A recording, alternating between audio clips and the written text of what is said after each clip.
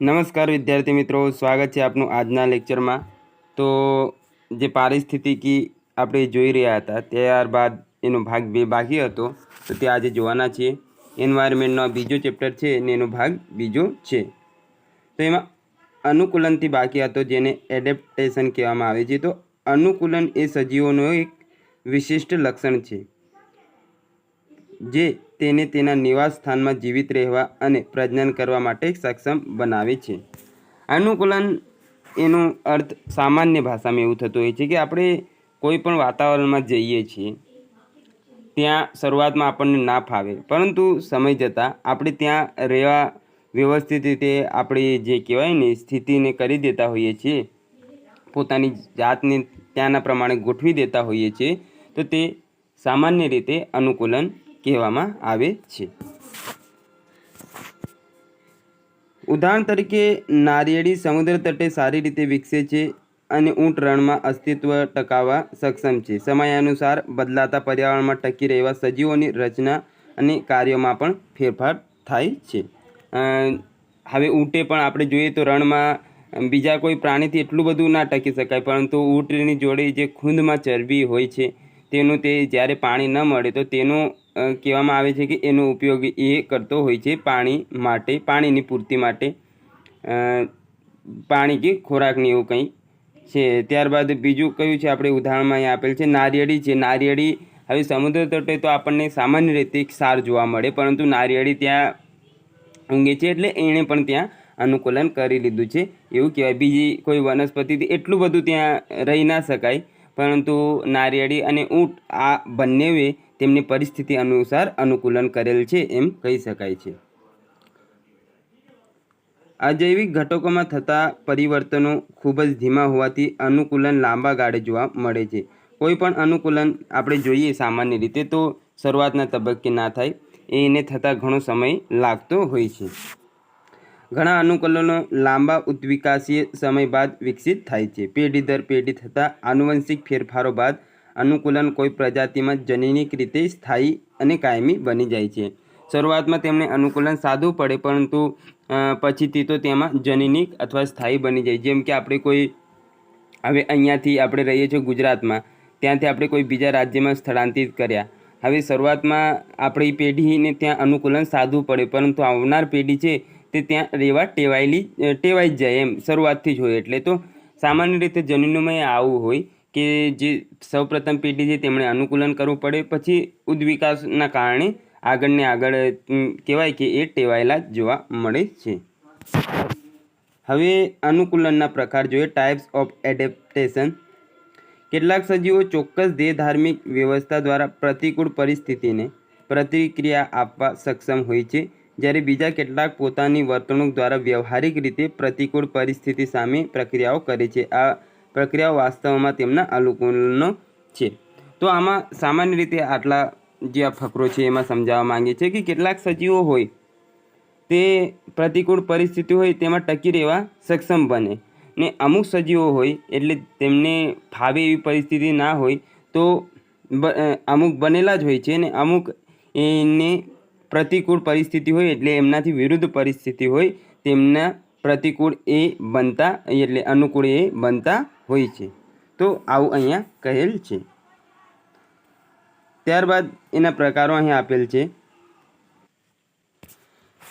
તો હવે જોઈએ બાહ્ય કારકીય અનુકૂલન, મોર્ફોલોજિકલ એડેપ્ટેશન। તો આ અનુકૂલનમાં ભૂસ્તર રચના, વરસાદ, પવન, ગરમી છે, પ્રકાશ છે વગેરે જેવા અજૈવિક પરિબળોના કારણે સજીવોના શારીરિક માળખામાં પરિવર્તન જોવા મળે છે, જે સજીવોને બદલાતા પર્યાવરણમાં ટકી રહેવા માટે સક્ષમ બનાવે છે। તો સામાન્ય રીતે આમની સામે જે છે ભૂસ્તર રચના, વરસાદ, પવન, ગરમી, પ્રકાશ વગેરે જેવા જે અજૈવિક પરિબળો છે જેમનામાં જીવ નથી, તેમનામાં જ પરિવર્તન થાય ને તેના સામે આપણે ટકી રહેવું પડતું હોય છે। હવે ઉદાહરણ જોઈએ તો વધારે ખ્યાલ આવે। હાથી મોટા ભાગે ગરમ વિસ્તારમાં રહે છે, તો પ્રકૃતિએ એને ત્યાં ટકી રહેવા માટે વિવિધ અનુકૂલનો સાધ્યા છે, તેથી તેમના શરીરને ઠંડુ રાખવા માટે મોટા કાન ધરાવે છે, જે શરીરમાંથી ગરમીને મુક્ત કરે છે। તો આ હાથીમાં અનુકૂલન થયું એવું કહેવાય કે જે સામાન્ય રીતે ગરમ વિસ્તારમાં રહે છે તો ત્યાં પોતાનું શરીર ઠંડુ રાખવા એમણે કાન આપેલા હોય છે, જેથી તે હલાયા કરીને થોડુંક ગરમીનો ત્યાગ કરે અને પોતાનું જે શરીરનું તાપમાન હોય તેને મેન્ટેન કરતો જોવા મળે છે. ત્યારબાદ બીજા ઘણા બધા ઉદાહરણ છે તે જોઈશું એટલે ખ્યાલ આવી જશે. બીજું છે શીત ક્ષેત્રોમાં સસ્તન પ્રાણીઓ ટૂંકા કાન, ટૂંકા ઉપાંગો અને જાડી ચામડી ધરાવે છે. શીત એટલે ઠંડા ક્ષેત્ર હોય તેમાં કહેવાય કે સસ્તન પ્રાણીઓ હોય, જે દુધાળા પશુઓ હોય તે શું કરે, ટૂંકા કાન ધરાવે. હવે લાંબા કાન હોય તો શું થાય, ગરમી મુક્ત થાય.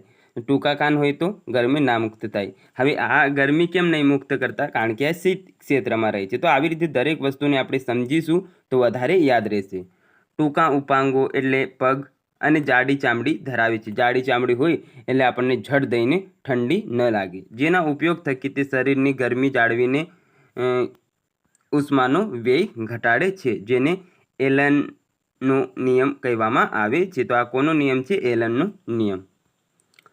ત્યારબાદ આગળ જોઈએ, પર્વતીય વિસ્તારોમાં રહેતા પ્રાણીઓ જેવા કે યાક, હિમચિત્તો ઠંડીથી રક્ષણ માટે જાડી ચામડી અને રૂંવાટી ધરાવે છે. રૂંવાટી એટલે કે આપણે આ હાથ પર જે નાના નાના વાળ હોય એવી રીતે પશુઓમાં આપણે જોઈએ તો આ યાક છે, હિમચિત્તો છે, એમના પર મોટા મોટા શરીર પર વાળ રહેતા હોય છે. વાળ મોટા હોય એટલે કેવું કે ગરમીનો બહુ ત્યાગ ના થાય ને ઠંડી ઝડ દઈને એમને લાગે ના.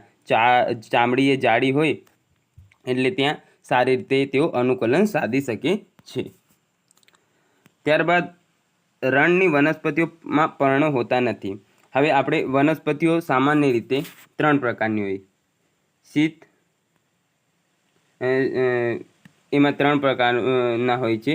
કઈ કઈ વનસ્પતિ, જે મધ્યોદ્ભિદ, શુષ્કોદ્ભિદ અને જે એક ત્રીજો પ્રકાર હોય છે, હાલ નામ નહીં યાદ આવતું, તો તે શીતમાં રહેતા જોવા મળે છે. મધ્યોદ્ભિદ, શુષ્કોદ્ભિદ હોય ને એનાથી નીચે જે જલોદ્ભિદ. હા, એટલે આવી રીતે 3 પ્રકારની વનસ્પતિ હોય.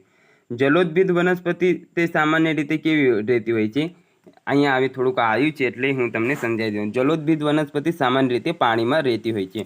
પાણીમાં રહે છે ને એમના જે શરીર એટલે શરીર રચના આપણે આમ કહીએ કે દેહ એમની રચના હોય છે, એમાં કહેવાય ને કે પાણીને અનુકૂળ એમનો જે દેહ હોય છે.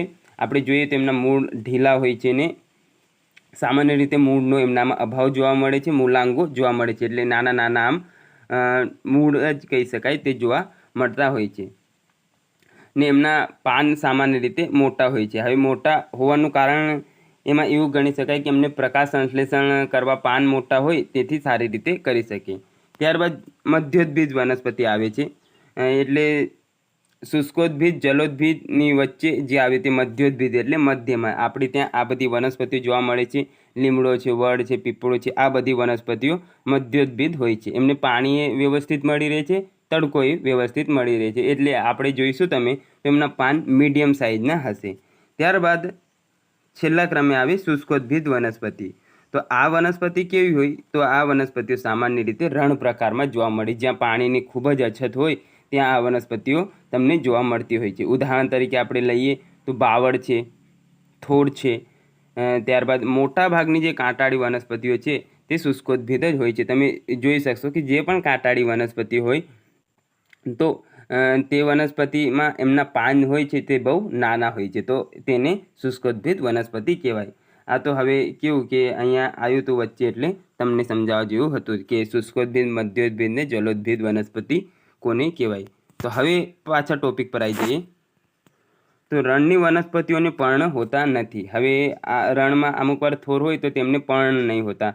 કાંડ જ હોય છે ને લીલો હોય છે, તેના દ્વારા તે પ્રકાશ સંશ્લેષણ કરતા જોવા મળે છે. પર્ણ ન હોવાનું કારણ શું છે તે જોઈએ તો પર્ણ સામાન્ય રીતે આપણે પર્ણ જોઈએ તો ધારો કે આપણે આમ પર્ણ આ છે ને આ પ્રકાંડ છે. ઓકે, ચાલો તો અહીંયા આ પર્ણ આપણે શુષ્કોદ્ભિદ વનસ્પતિઓ અથવા રણ પ્રકારની વનસ્પતિઓમાં પર્ણ જોવા મળતું નથી. આપણને ખ્યાલ છે કે રણમાં સામાન્ય રીતે પાણીની અછત રહેતી હોય છે. હવે જો પર્ણ એ વનસ્પતિઓ રાખે તો પાણીનું વધારે બાષ્પીભવન થાય ને બાષ્પીભવન થાય એટલે પાણીની એમનામાં ઘટ સર્જાતી જોવા મળે છે. તો તે વનસ્પતિઓ શું કરે, આ પર્ણ હોય એમને ખેરવી નાખે, અથવા હોય તો એ બહુ ઓછા હોય છે. ને ત્યારબાદ તેમનું આ જે પ્રકાંડ હોય એના દ્વારા તે પ્રકાશ સંશ્લેષણની પ્રક્રિયા કરતી હોય છે, અને એનાથી જ તે ખોરાક બનાવે છે. કારણ કે એમનો પ્રકાંડ સામાન્ય રીતે આપણે રણ પ્રકારની વનસ્પતિ જોઈએ, થોરને જેમને પાંદડા ન હોય તે, તો તે પ્રકાંડથી જ પ્રકાશ સંશ્લેષણ કરતી હોય છે ને લીલી જોવા મળે છે. એમનો જે પ્રકાંડ હોય છે તે આખો લીલો જોવા મળે છે. તો જોઈએ, પર્ણો હોતા નથી અથવા તો ખૂબ જ નાના કે કાંટા સ્વરૂપે હોય છે, જે બાષ્પોત્સર્જન દ્વારા પર્ણોમાંથી ખૂબ જ ઓછું પાણી ગુમાવે છે. કારણ કે આ અનુકૂલન સાધ્યો કહેવાય કે એમનું પાણી બહુ વ્યર્થ ના જાય, તેના માટે તેઓ આ પ્રકારની રચના કરતા હોય છે. થોર જેવી વનસ્પતિ પ્રકાંડ દ્વારા પ્રકાશ સંશ્લેષણ કરે છે. પ્રકાંડ પણ મીણયુક્ત સ્તરથી આવૃત હોય છે, જે કાંટાળી વનસ્પતિની પેશીઓમાં પાણીની જાળવી રાખવા મદદ કરે છે. જે પ્રકાંડ હોય પાછું તેના પર મીણનું આમ સ્તર આવેલું હોય છે. હવે મીણનું સ્તર હોય એટલે શું થાય કે આ પાણીનો વ્યય કહેવાય કે અહીંથી પણ વધારે ન થાય. મોટાભાગનો આ વનસ્પતિઓના મૂળ જમીનની ખૂબ ઊંડે સુધી જઈ પાણીનું શોષણ કરવાની ક્ષમતા ધરાવે છે. આમ આ પ્રકારના અનુકૂલનમાં ભૌતિક વાતાવરણ અનુસાર દરેક પ્રાણીનું શારીરિક બંધારણ ઘટાયેલું હોય છે, અને પ્રાણીઓ અનુકૂલન સાધતા આપણને જોવા મળે છે. તો આવી રીતે આ થયું અનુકૂલન, કે કેવી રીતે આપણે વનસ્પતિઓ અનુકૂલન સાધતી હોય છે એ વાતાવરણમાં ટકી રહેવા માટે. ત્યારબાદ છે પારિસ્થિતિકીય અનુકૂલન, ઇકોલોજીકલ એડેપ્ટેશન. વનસ્પતિ અને પ્રાણીઓમાં તેમના નિવાસ સ્થાનને આધારે થતા અનુકૂલનને પારિસ્થિતિકીય અનુકૂલન કહેવામાં આવે છે. નિવાસ સ્થાન એટલે જ્યાં રહેવા માટેનું સ્થાન છે તેને નિવાસ સ્થાન કહેવાય, ને તે મુજબ જે અનુકૂલન સાધે તેને પારિસ્થિતિકીય અનુકૂલન કહેવામાં આવે છે. કોઈ ચોક્કસ સજીવના શરીરમાં ટૂંકા સમયગાળા માટે આસપાસના વિસ્તારમાં થયેલા ફેરફારને લીધે ઉત્પન્ન થતી મુશ્કેલીને પહોંચી વળવા આ પ્રકારે અનુકૂલન કરે છે. આ પ્રકારનું અનુકૂલન કેમ થાય, એમનામાં એ રચના શરૂઆતથી જ હોય એવું જરૂરી નથી, પરંતુ કોઈક એવી ઘટના બની હોય કે હવે એની સામે ટકી રહેવા એમણે એવું કંઈક કરવું પડે, અથવા એવી કંઈ રચના થાય, તો તેને આપણે પારિસ્થિતિકીય અનુકૂલન કહેતા હોઈએ છીએ. જેમ કે મીઠા પાણીના જળાશયો, ખારા પાણીના જળાશયો, ઊંડા સમુદ્રો વગેરે ક્ષેત્રની સજીવ સૃષ્ટિમાં અનુકૂલન અલગ અલગ પ્રકારનું હોય છે. તો એમાં આપણે જોઈએ ઉદાહરણ તરીકે એન્જલર ફિશ, જેણે સમુદ્રમાં ઊંચા દબાણ અને અંધારા સાથે અનુકૂલન સાધ્યું છે. સમુદ્રમાં આપણે જોઈએ તો દબાણ ઘણું વધારે હોય છે, તેમજ અંધારું હોય છે. તો જે એન્જલર ફિશ છે તેણે આમાં ટકી રહેવા માટે અનુકૂલન સાધેલ છે. ત્યારબાદ છે દેહધાર્મિક અનુકૂલન, ફિઝિયોલોજીકલ એડેપ્ટેશન. આ પ્રકારના અનુકૂલનમાં સજીવોના શારીરિક ભાગો, કોષીય લક્ષણો, આંતરિક અવયવો, હોર્મોનના સ્તર અને અન્ય લક્ષણોમાં પરિવર્તન કરી પર્યાવરણમાં થતા ફેરફારો સામે ત્વરિત પ્રતિસાદ આપવામાં, અનુકૂલન સાધવામાં અને ટકી રહેવા સક્ષમ બનાવે છે. ત્યારબાદ આગળ જોઈએ, આ પ્રકારનું અનુકૂલન મનુષ્યો, પક્ષીઓ, પ્રાણીઓ અને છોડ સહિત તમામ સજીવોમાં જોવા મળે છે. તો આપણે જે પ્રાણીઓ હોય, પક્ષીઓ હોય ને છોડ હોય, મનુષ્ય હોય, આ બધા સજીવોમાં કયું અનુકૂલન સામાન્ય રીતે જોવા મળે છે? તો દેહધાર્મિક પ્રકારનું અનુકૂલન આપણામાં જોવા મળતું હોય છે. ઉદાહરણ જોઈએ તો ઊંચા પર્વતો પર ચડતી વખતે શ્વાસોશ્વાસની ક્રિયા ઝડપી બને છે, જેના કારણે ઊંચાઈ સંબંધિત બીમારીનો અનુભવ થાય છે. કેટલાક દિવસો બાદ શરીર આ બદલાયેલા વાતાવરણ સાથે અનુકૂલન સાધી લે છે, ત્યારે શ્વાસોશ્વાસની ક્રિયા સામાન્ય બને છે. એક ઉદાહરણ તમને આપું. આપણે શરૂઆતમાં રનિંગ કરતા જતા હોઈએ છીએ, તો શરૂઆતમાં કેવું થાય, 4-5 રાઉન્ડ મારી આપણે એટલે થાકી જઈએ. શરૂઆતના દિવસે તમે ગયા હોય 4-5 રાઉન્ડ, પછી એવી રીતે તમે કન્ટિન્યુ દોડતા હોય, પછી મહિના પછી એવું બને કે તમે 20 રાઉન્ડ મારો છો તો એ થાકતા નથી ને તમારો શ્વાસ એટલું બધું ફૂલતું નથી. તો આ શું કહેવાય? સામાન્ય ભાષામાં આને કહેવાય અનુકૂલન, જે દેહધાર્મિક અનુકૂલન કહી શકાય છે. તો આ હતું ઉદાહરણ. વર્તણૂકીય અનુકૂલન, બિહેવિયરલ એડેપ્ટેશન. વર્તણૂકીય અનુકૂલન એટલે સજીવોના વર્તનમાં ફેરફાર કરી સજીવો તેના પર્યાવરણમાં થતા ફેરફાર સામે ટકી રહેવા ત્વરિત પ્રતિક્રિયા આપે છે, જે તેનું અસ્તિત્વ ટકાવી રાખવામાં મદદરૂપ બને છે. આગળ જોઈએ, તો શું છે થોડુંક સમજી લઈએ. તો સજીવના વર્તનમાં જે વર્તન એટલે બિહેવિયર, આપણે જે વર્તન એટલે હવે તમને ખ્યાલ જ હશે. તો બિહેવિયર અંગ્રેજીમાં કહેવાય. ફેરફાર કરી સજીવો તેના પર્યાવરણમાં થતા ફેરફાર સામે ટકી રહેવા ત્વરિત પ્રક્રિયા એટલે તાત્કાલિક પ્રતિક્રિયા આપે છે, જે તેનું અસ્તિત્વ ટકાવી રાખવા માટે એટલે ત્યાં ટકી રહેવા માટે મદદરૂપ બનતું હોય છે. આ પ્રકારના અનુકૂલનમાં પોતાની જાતિના અન્ય પ્રાણીઓ સાથે ખોરાક માટે હરીફાઈમાં ઉતરવું એટલે સ્પર્ધા કરવી, પ્રભાવ ઊભો કરવો, અન્ય પ્રજાતિ સાથે સહજીવન કે સંઘર્ષ અને પોતાના રક્ષણ માટે ચોક્કસ પ્રકારના લક્ષણો કે ગુણો વિકસાવવા પડે છે. તો આમાં સામાન્ય રીતે સ્પર્ધા, સહજીવન, પ્રતિસ્પર્ધા એવું કંઈ હોય છે, તે બધું આપણે આગળ જોઈશું. સ્પર્ધા, અનુકૂલન, સહજીવન, સહભોજિતા એવું બધું ઘણું બધું છે જે આગળના ચેપ્ટરમાં આવશે. ઉદાહરણ તરીકે સાબર જે અન્ય કોઈ પ્રાણી અથવા શિકારી ખતરો અનુભવે ત્યારે વિશિષ્ટ પ્રકારના અવાજ કરી પોતાની અને અન્ય જાતિના પ્રાણીઓને સાવધ કરે છે. તો સાબર અથવા આપણે ટીટોળી કહીએ તો તે પણ માણસની અવર જવર ત્યાં જાય તો ત્યાં બધી ઘોંઘાટ કરી વર્તી હોય છે. તો એવી રીતે અહીં સાબર વિશે લખેલ છે.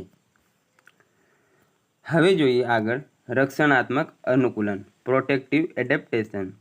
રક્ષણાત્મક અનુકૂલન એટલે શિકારી કે અન્ય પ્રાણીથી રક્ષણ પ્રાપ્ત કરવા માટે ચોક્કસ પ્રકારની રંગભાત દ્વારા અનુકૂલન સાધે છે. તો આ રંગભાત તમને જોઈને જ યાદ આવી જવું જોઈએ કે શાની વાત કરીએ આપણે, કાચિંડાની વાત કરીએ છીએ.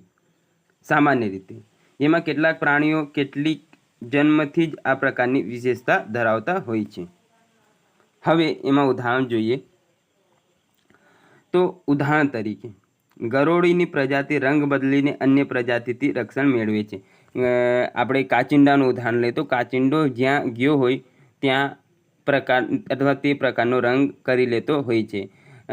એમાં બે કારણ હોય છે. એક તો અન્ય સજીવથી રક્ષણ મેળવવા અને બીજું છે કે શિકાર કરવા માટે તે આવું કરતું હોય છે. ઉદાહરણ તરીકે કાચિંડો. હરણ જેવા પ્રાણીઓની આંખો તેમને ખતરાની જાણ માટે દરેક દિશામાં જોવા મદદરૂપ થાય છે અને તેના લાંબા કાન શિકારીનું હલનચલન સાંભળવા માટે ઉપયોગી બની રહે છે. કુદરતે દરેકને જે વસ્તુ આપી છે તે ઘણી વિચારીને આપી છે. તો હરણને જે એની આંખ છે તે ચારે બાજુ એટલે 360 ડિગ્રી તો નહીં કહી શકીએ, પરંતુ આમ આખી ગોળ આમ ફરી શકતી હોય છે. તો તે અન્ય પ્રાણીઓને જોવા માટે ને કાન પણ આપણે જોઈએ તો આમ એકદમ ખુલ્લા રહેતા હોય છે, જેથી એ શિકારી આવ્યું છે એની જાણ એને થઈ શકે.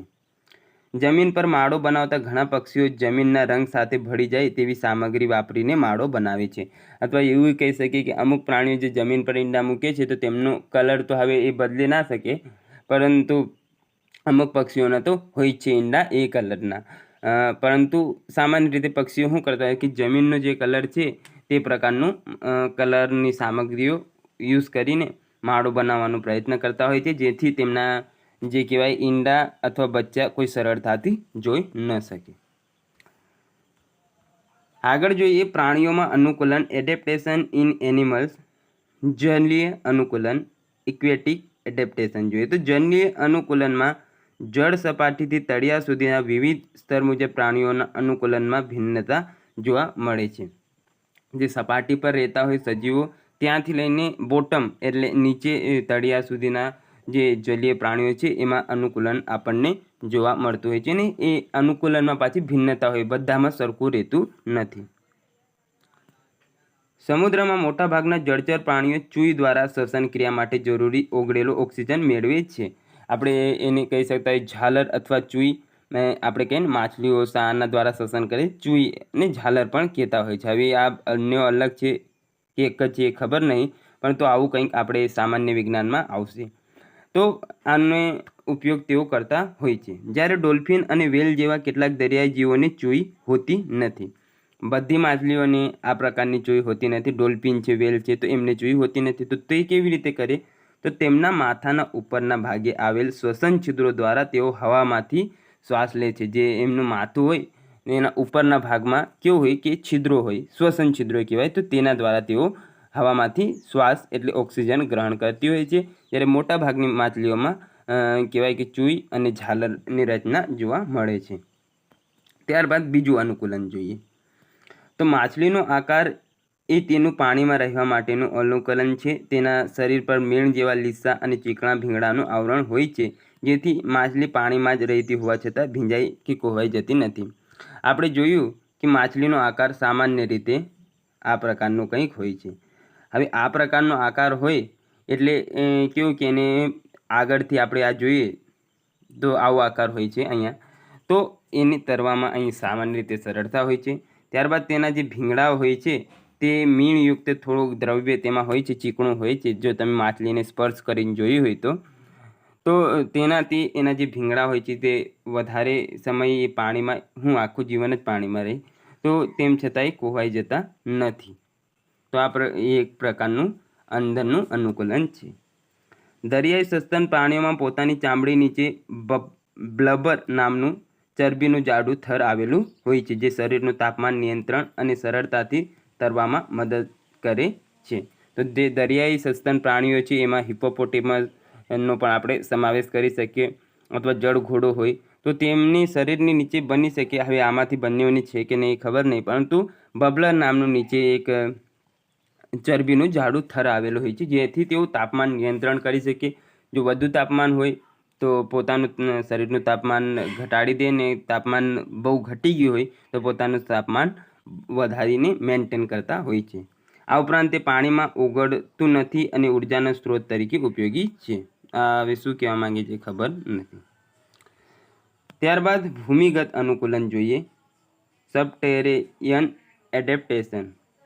ભૂગર્ભમાં દર કે બખોલ એટલે સુરંગ બનાવતા પ્રાણીઓના અનુકૂલનને ભૂમિગત કે સુરંગીય અનુકૂલન કહીએ છીએ. આપણે ઉંદર જોઈએ છીએ, અમુક વાર બીજા પ્રાણીઓ ઘો જેવા પ્રાણીઓ જોઈએ છીએ, તે શું કરતા હોય છે કે આમ જમીનની અંદર પેલા દર બનાવીને રહેતા હોય છે. ભૂમિગત સજીવોમાં છછુંદર છે, સરીસૃપો વગેરેનો આપણે સમાવેશ કરીએ છીએ. તો સૌપ્રથમ જોઈએ ઉડાન અનુકૂલન, ફ્લાઇટ એડેપ્ટેશન. પક્ષીઓમાં ઉડવા માટે જરૂરી કેટલાક અનુકૂલનો હોય છે. પક્ષીના શરીરનું તાપમાન ઊંચું રહે છે અને પર્યાવરણમાં ફેરફાર સાથે તેમાં ફેરફાર થતો નથી, જે પક્ષીઓને ખૂબ ઊંચાઈએ ઉડવા સક્ષમ બનાવે છે. તો તાપમાન ઊંચું રહે તો આપણે આગળ જોઈ ગયા કે ઉપરની તરફ જઈએ તેમ તાપમાન ઘટતું હોય છે સૌપાવરણમાં. તો આ તાપમાન ઊંચું રહેવાનું કારણ એવું છે કે પક્ષીઓ આકાશમાં ઉડવાનું હોય છે ને નીચેથી ઉપરની તરફ જતા તાપમાન ઘટતું હોય છે. તો આ પ્રકારનું અનુકૂલન તેમાં જોવા મળે છે. પક્ષીઓમાં સંવેદનશીલ અંગો તથા મસ્તિષ્ક સપ્રમાણમાં વિકસિત હોય છે. સંવેદનશીલ અંગો એટલે જેને સ્પર્શ કરવાથી એ ઝડપથી જે સંવેદના ઉત્પન્ન થાય તેને સંવેદનશીલ અંગો કહીએ છીએ આપણે સામાન્ય રીતે. ને મસ્તિષ્ક છે તે સારી રીતે વિકસિત થયેલ હોય છે. તેમની આંખોમાં આવેલું સ્ક્લેરોટિક પટલ હવાના દબાણ સામે રક્ષણ આપે છે. હવે જોઈએ પહોળી પાંખો તેમને ઉડવામાં તથા તેમની નાની લાંબા પીછા ધરાવતી પૂંછડી તેમને વળાંક લેવા અને સંતુલન જાળવી રાખવામાં મદદરૂપ થાય છે. તો આવી રીતે પક્ષીઓની જે પૂંછડી હોય તે તેમને સંતુલન જાળવવા માટે ઉપયોગી થતી હોય છે.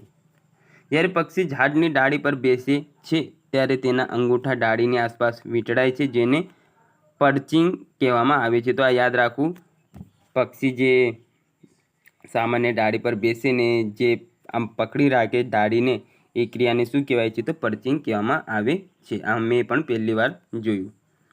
જેથી પક્ષીઓ આ સ્થિતિમાં ઝાડ પરથી પડ્યા વિના સૂઈ શકે છે. જે પ્રાણીઓમાં અગ્ર ઉપાંગોનું પાંખોમાં રૂપાંતર થયું હોય તથા હાડકાવાળા જે પ્રાણીઓ હવામાં ઉડી શકે તેમને ખેચર કહેવામાં આવે છે. હાડકાવાળા જે પ્રાણીઓ ઉડી શકે તેમજ બે જ પગ હોય, કારણ કે આ આગળના પગનું તો કહેવાય કે પાંખોમાં રૂપાંતર થઈ ગયું હોય, તો તેને શું કહેવાય છે ખેચર. માખી, મચ્છર, કીટક વર્ગના આવતા સજીવ છે, કારણ કે તેમાં સામાન્ય રીતે આપણે હાડકાં જોવા મળતા નથી. તો આમને આપણે શું કહીએ છીએ માખી, મચ્છરને કીટક કહેતા હોઈએ છીએ. આ વચ્ચેનું એક પ્રાણી છે ચામાચીડિયું. ચામાચીડિયું હવામાં ઉડી શકે છે અને હાડકાવાળું સજીવ હોવા છતાં બચ્ચાને જન્મ આપતું હોવાથી તેને સસ્તન વર્ગનું પ્રાણી કહે છે. તો સામાન્ય રીતે જે પ્રાણીઓ બચ્ચાને જન્મ આપે તેમને સસ્તન કહીએ છીએ, ને જે ઈંડા મૂકે તેને આપણે શું કહેતા હોઈએ છીએ ખેચર પ્રાણીઓ કહેતા હોઈએ છીએ.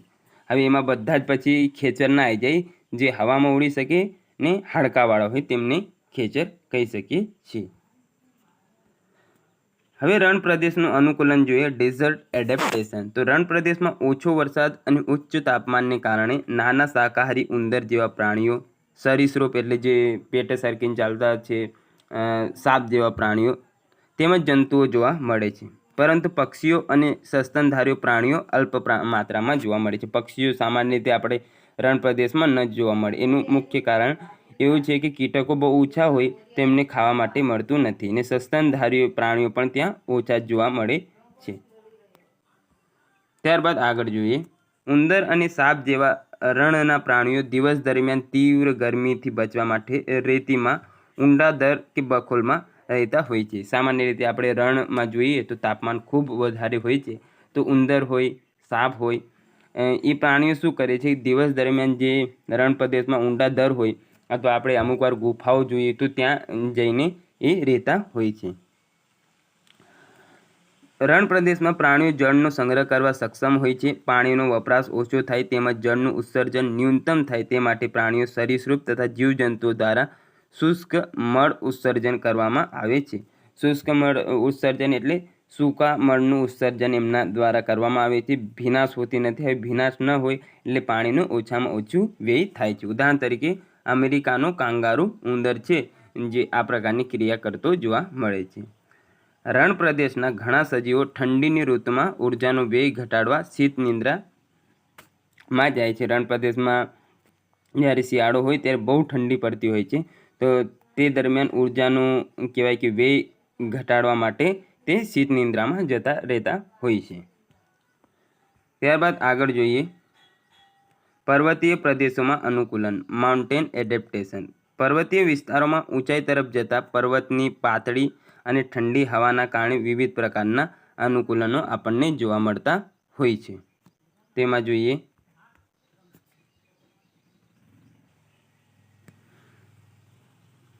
તો પર્વતીય વિસ્તારોમાં ઊંચાઈ તરફ જતા પર્વતની જે આપણે જોઈએ કે પાતળી અને ઠંડી હવા હોય છે, તો તેના કારણે આપણે અનુકૂલન જોવાના છે. પર્વતીય વિસ્તારમાં રહેતા પ્રાણીઓ ત્યાંની પરિસ્થિતિઓ મુજબ અનુકૂલન ધરાવતા હોય છે. ઉદાહરણ તરીકે પોતાને ગરમ રાખવા માટે યાકને લાંબા વાળ હોય છે.